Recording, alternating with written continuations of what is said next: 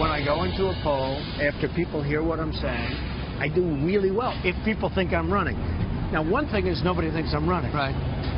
You think I'm running, right? Actually, I thought you were running last time, and I do believe that there's some announcements coming. My gut tells me there's an announcement coming in May and June that you're in. Okay, let's see what happens. Mitt Romney, he blew it. He choked. Something happened to him. That's an election that should have been won. You think you could have won it? I would have won it. And frankly, I'm disappointed because I would have done it and I would have won it. So that was our first a month before. Yeah, celebrity stroll, walking the streets. That was 18 months ago. 17 months ago, that's when he came down the escalator. You were an oracle. You called it. Yesterday, I was talking to one of our friends who works here who's way smarter than me, maybe smarter than you, and he's like, oh, I bet Brian Kilmeade. And I was like, who do you think understands America better, you or Brian Kilmeade? Right? And it turns out you did. Right. There you go. In a way, because this guy said this thing's been over for a month. Yes. Really? How do you know that? I said every one of these states is within the margin of error. The pollsters are admitting to you they're not positive. Why can't it go in one direction? You turned out to be right, and really the only one. I mean, there are people in my neighborhood in Northwest D.C. who have no idea Donald Trump has got elected president. They're going to freak out when they wake up. Tucker, how did it happen? It happened because we didn't understand the country we preside over. And by we, not just the political class in D.C., but anybody with authority or money in the United States who just didn't understand the country and, by the way, didn't care to. That's the thing. People just had their preconceptions about the forces driving this election, about Trump's flaws and Hillary's strengths, and they just kind of went with that. And they never met anybody who disagreed. I mean, when you knew something bizarre was happening was at 5:30 yesterday when the first round of exit polls came out, and it showed that he was outperforming, Trump was outperforming Mitt Romney and John McCain among African-American and Hispanic voters. And you're like, well, wait a second. The one thing we know if we watch television is Trump is a terrible racist and he's going to start a pogrom against Hispanics.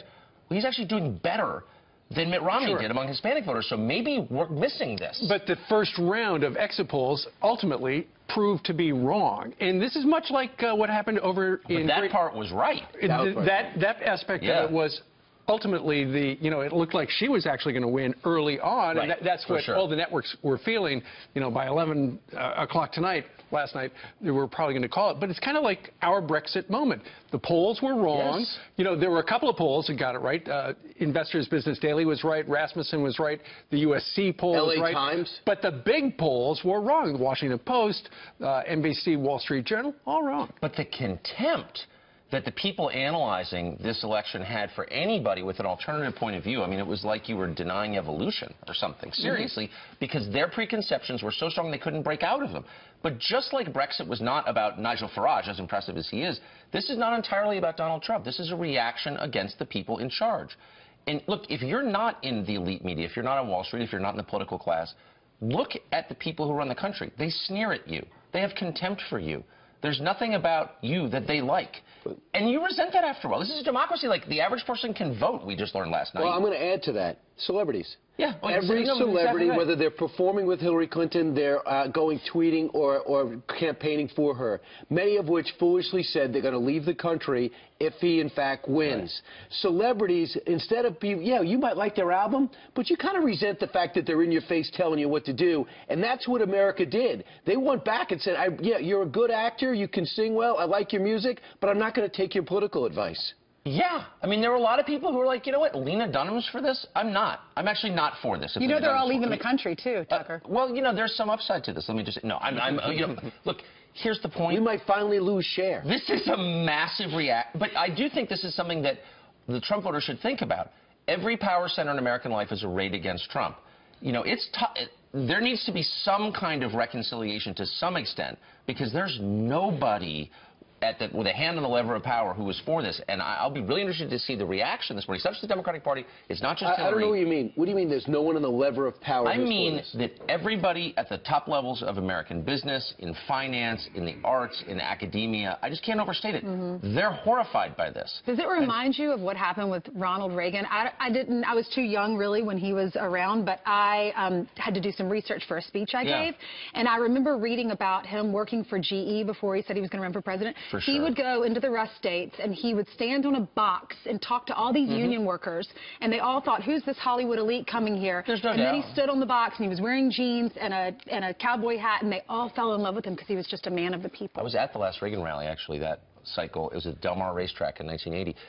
It's different in this sense. Reagan was a two-term governor of California, and you sort of knew what he thought, and, you know, the elites despised him and sneered at him and thought he was stupid, but in the end, he was a known quantity to some extent because he was a seasoned politician.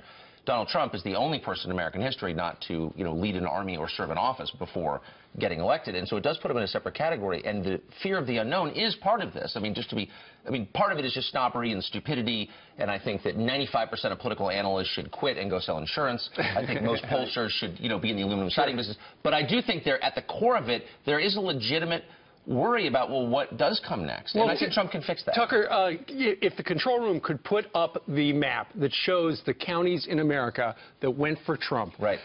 From sea to shining sea, it is a sea of red. That's right. And Trump is red and Hillary is blue.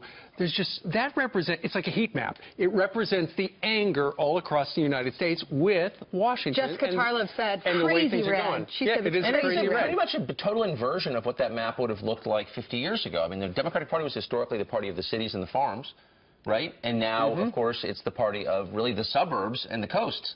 And to some extent, the urban cores. But everything else is Republican. This is a real challenge. Last night in the exit polling, and I think this is true, 97% of people who voted for Hillary Clinton described Donald Trump as scary. And 94% of people who voted for Trump described Hillary as scary.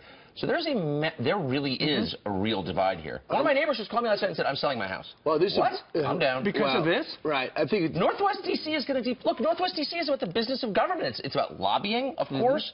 It's about, you know, elected office. It's about working in the agencies. Well, why are they selling their house? Where are they going to go? I'm just saying the emotional reaction is overwhelming. Right.